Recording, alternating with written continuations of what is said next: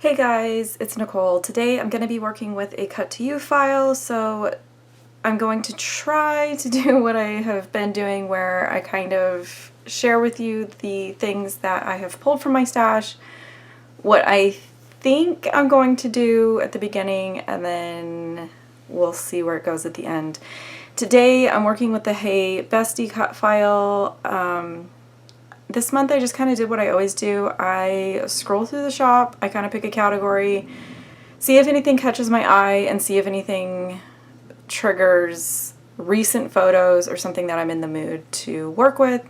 And a month ago we had a little staycation with my daughter's best friend for her birthday, so her and her mom. So I figured I would see if I could do something with this. If you've been here for a while, you guys know I like a good photo collage. So I'm thinking something kind of like this, and then I've printed 2 extra photos that I can kind of tuck into the title to be able to include them for a total of 13 photos. I originally had 14 that I dropped into Photoshop, so I just kind of go with the ones that I like the best. Whichever one I didn't end up using is the one that I just remove, and it's not a big part of the story or anything like that. So from there, I just like to stash dive. Most of the time I don't have a specific collection. It just kind of ends up working that way when my brain is working with cut files. So when I started editing my photos and kind of thinking about the event, this old Simple Stories DIY boutique line kept popping up into my mind. I think I only have a couple sheets of paper from this. I have these 2, and then I think this one is from this one as well. Yes. But I had pulled this one as possibly using for a background just because we had spent a lot of time at the pool at the hotel and I felt like it fit my theme. I also grabbed, I just kind of do a quick stash dive. I had found this, which I thought could work as well. This was still sitting there to be used as a background.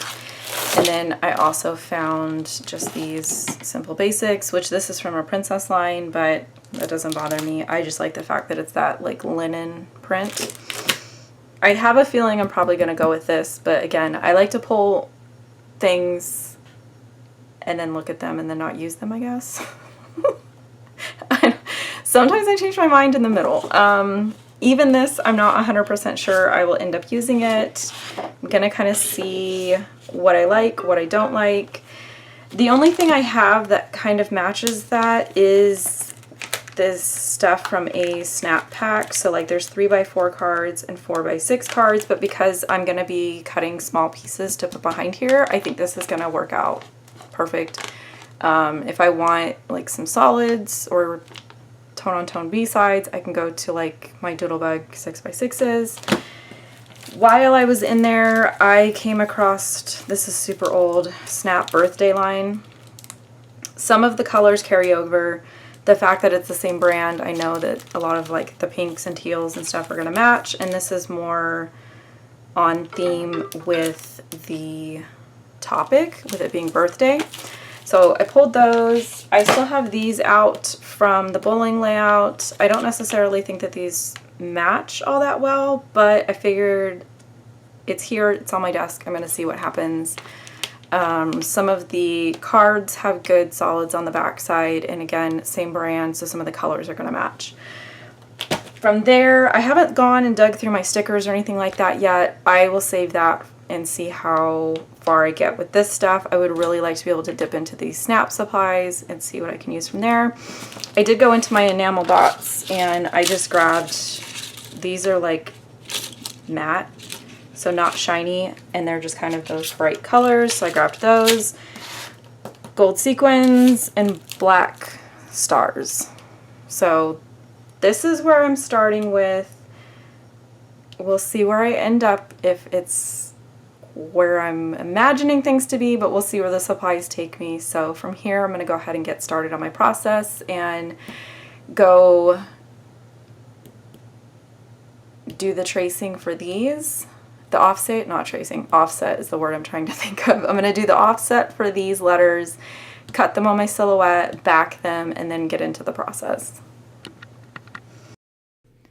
Okay, so typically when I work with cut files and sort of this stash dive mismatch of supplies, I like to flip through everything. I kind of make a pile of things that I like, things that I think could work, but they're not 100% yeses, they're not 100% nos.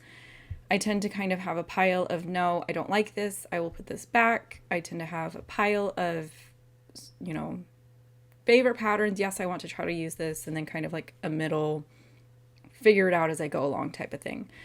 With this cut file,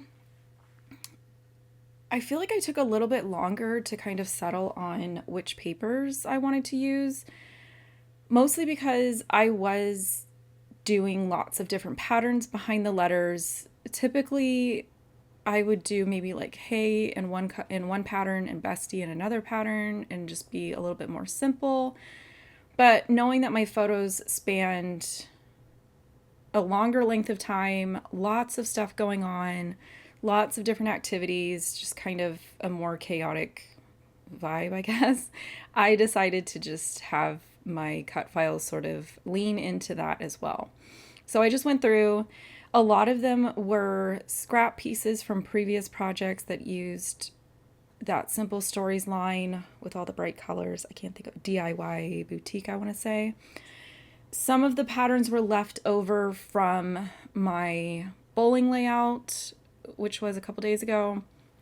One of them, the E over there on the right, actually has two little blue dots of, I'm guessing it's probably stamping ink or marker or something that somehow got on there. I did try to line it up on my mat to where the letter would cut and miss that. Didn't do a very good job, but a lot of times with large title pieces like this, my go-to sort of design treatment is to just embellish the letters and kind of have my title be one giant cluster instead of doing like the traditional visual triangle or three clusters or something like that. So I knew that I could just kind of cover up those little ink dots with a sticker or some enamel dots or something. From there was when I started trying to figure out where I wanted to put my extra two photos. And then at this point, I've only used pattern paper behind my title. There is a lot of product in these old snap kits. Sometimes I feel bad for not using them. The older ones I feel like are a little harder to use just because one side is a pattern and the other is more of like a journaling card where it just has that frame around it. So I decided to just kind of take some of the chopped up scraps, some of the cards that maybe weren't my favorite, but the color around the edge worked. And I'm going to kind of just do this messy pieced together photo mat for my photo collage. And I do try to use some of the patterns that I cut my letters from. So like I swapped out the blue polka dots or black polka dots for the black floral. And I tend to just sort of go through and move the patterns around to where they're not matching with the letters, if that makes sense. So like I didn't want to have the pink pattern paper over on the right hand side of my collage because the E over there is pink. That's about as far as I go with any kind of like design decisions. I went back through that birthday snap collection and I do the same thing. I sort through the die cuts. I kind of make a pile of no, I don't like it, it doesn't work.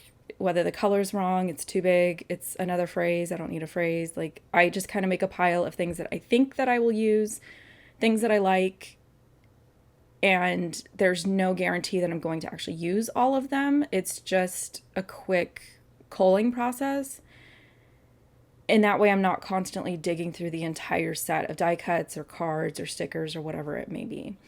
So from there, I went ahead and decided to just commit to the decision that I had made with all these little scraps. And you can see that like the pink and the orange were scraps from cutting out the layers. They were also scraps from previous layouts. And even this, I cut off just a tiny sliver because I wanted more of that rainbow stripe to peek out, but I didn't need a full, I didn't need a full card to go back there.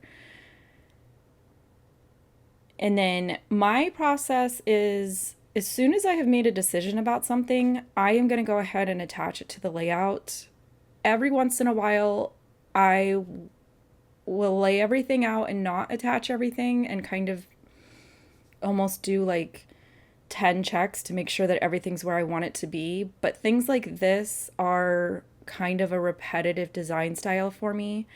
And I prefer to not have to constantly deal with things shifting and moving. So as soon as I've made a decision about something, I will go ahead and attach it. Sometimes I won't put that much ATG behind it, knowing that I'm going to tuck things behind it and that I can come back in with some liquid glue and really secure everything. So at this point is when I start filling in places that I feel like have some gaps. So like between the little 2x2 photo in the top right and my title, there was kind of a big gap. So I found those chat pieces. With this being a birthday celebration, I really wanted to find a way to incorporate more birthday themed things.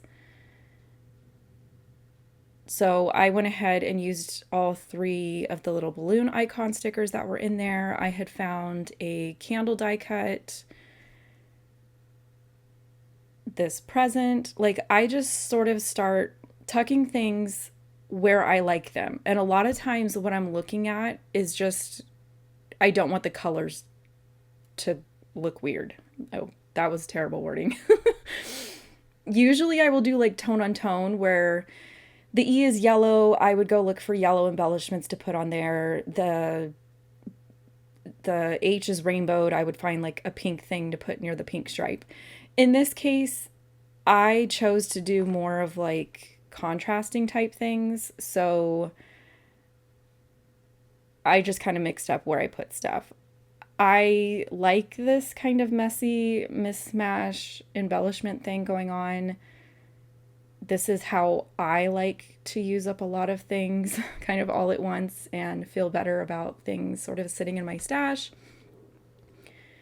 And with the title, again, like I said, it's a large title piece. I have 13 photos taking up a lot of landscape, so there's not really a ton of leftover space to embellish. So for me, I like to weave my embellishments into the cut file and kind of have the cut file itself be just this one really big dynamic decor element, I guess. I did find a label sticker in that set, so I went ahead and stamped my date on it, and I'm just going to fill in the extra white space on the label with a sticker. And then I keep doing this. Anytime I sort of use black elements and like bright colors, I want to do black and white journaling like this. It's just fun. I've been doing it. I enjoy it. I like it. So I'm going to do it. It does take me longer to cut my journaling strips just because I have a harder time seeing the white text and like where my blade's going to go. I've showed this in a previous video where I really slowed it down and zoomed in. Basically, you just really need to know where your trimmer cuts, where to expect your blade to go, and, you know, take your time, line up your blade before you cut. And with computer generated journaling, I know that if I mess up, I can just go ahead and reprint it and fix any of them that I messed up. I do like to add foam adhesive strips behind my journaling just to kind of give them a little bit more presence on the layout. And I kind of just like to stagger them in like a little messy stack, but I do try to have at least the first one be level. So I will pull out my T-square ruler and make sure at least one of them is level and then just kind of stack the rest of them above it. And that is my completed layout. I've got some detail photos for you guys, and the description box will have links to the specific cut file, the Cut to You store, the blog, the Facebook group, all the good things down in the description box. As always, I thank you guys for taking time to spend a little crafty inspiration time with me today. And if you like what you see, be sure to stop by again and see what I've got coming out next. Talk to you guys later.